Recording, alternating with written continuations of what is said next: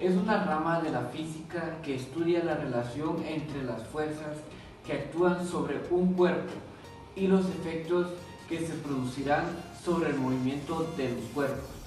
La dinámica en el ámbito de la física está regulada por las leyes de Newton, las cuales obedecen a las tres leyes. La primera ley indica que un cuerpo se mantendrá en reposo o movimiento uniforme, excepto sobre el cuerpo actúe una fuerza. La segunda ley establece que la variación del movimiento de los cuerpos es proporcional a la fuerza que se ejerce sobre él. La tercera ley, que el impulso de una fuerza constante es el producto de la masa por el tiempo que actúa y produce una alteración en la cantidad de movimiento sobre el cuerpo afectado. El término dinámica suele ser usado como adjetivo en diversas situaciones, como cuando nos referimos a una persona, lo cual quiere decir que es un individuo activo con vital fuerza, energía.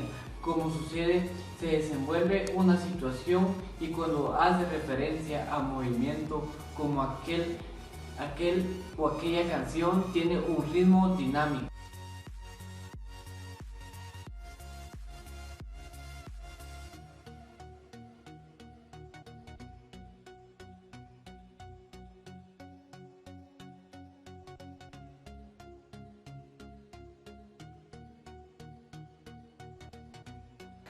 Buenas tardes, compañeros, yo les voy a hablar sobre la trigonometría.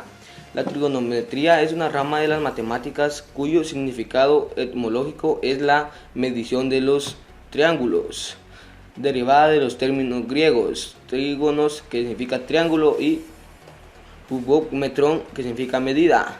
En términos generales, la trigonometría es el estudio de las razones trigonométricas: seno, coseno, tangente, cotangente, secante y cosecante. La trigonometría se aplica a otras ramas de la geometría, o la geometría analítica, en particular geometría plana o geometría del espacio, en soluciones de ecuaciones diferentes ordinarias, series de Fourier usadas en ecuaciones en derivadas parciales. Se usa en la mecánica. Posee numerosas aplicaciones, entre las que se encuentran las técnicas de triangulación. Por ejemplo, son usadas en astronomía para medir distancias a estrellas próximas, en la medición de distancias entre puntos geográficos y en sistemas globales de navegación por satélites. Gracias.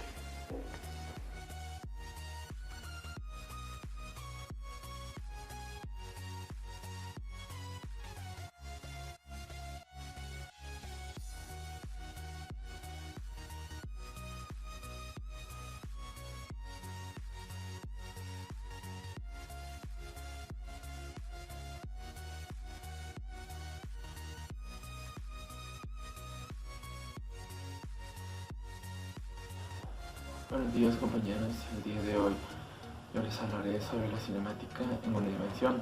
La descripción matemática de la trayectoria de un objeto es lo que denominamos cinemática. Estudiaremos el movimiento de una partícula en una dimensión.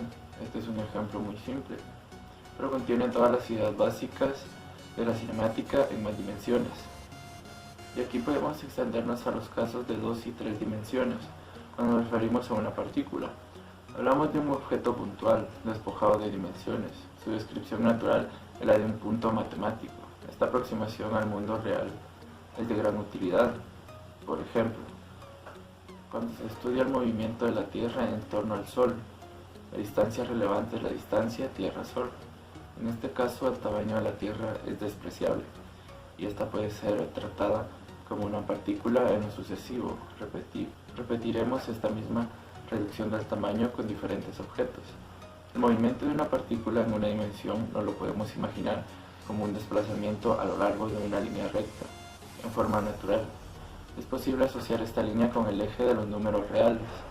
La elección de un origen divide a esta recta en 2 zonas, en forma arbitraria.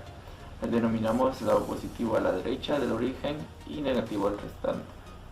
La coordenada es un número real que asocia de alguna forma la posición de la partícula en cada punto de la curva. Y además especificamos el instante en el cual la partícula ocupa dicha posición, la descripción de su movimiento es completa. Denotaremos por x la posición que tiene una partícula en cada instante de tiempo. La trayectoria de la función x igual al tiempo en diversas circunstancias. En laboratorios, por ejemplo, solo se conoce la posición de la partícula en determinados instantes.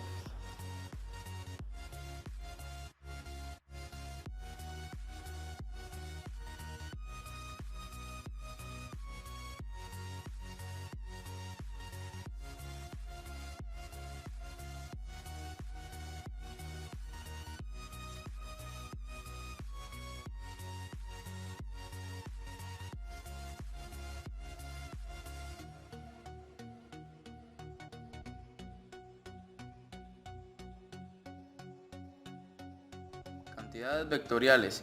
Se definen cantidades vectoriales o vectores como aquellas a las que necesitamos especificar tanto su magnitud o su módulo como su dirección.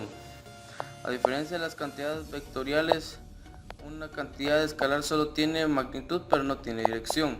Algunos ejemplos de cantidades escalares son la temperatura, el volumen de un objeto, la masa, la longitud, el tiempo, entre otros. Gráficas de una cantidad vectorial.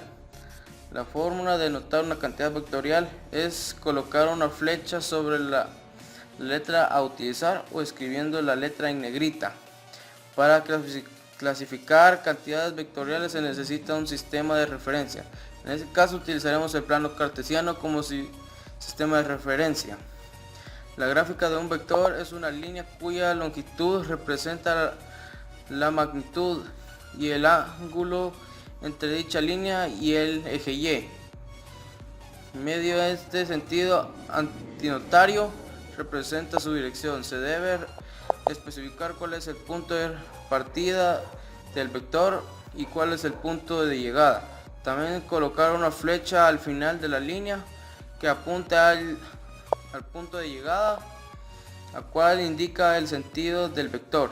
Una vez fijado el sistema de referencia, se puede escribir el vector como un par de órganos. La primera coordenada representa su magnitud y la segunda coordenada representa la dirección. En física, así como en la matemática, existen dos distintos tipos de magnitudes o cantidades: las escalares y las vectoriales. Cada una de estas sirve para referenciar a dos distintas situaciones que no deben ser confundidas bajo ninguna circunstancia.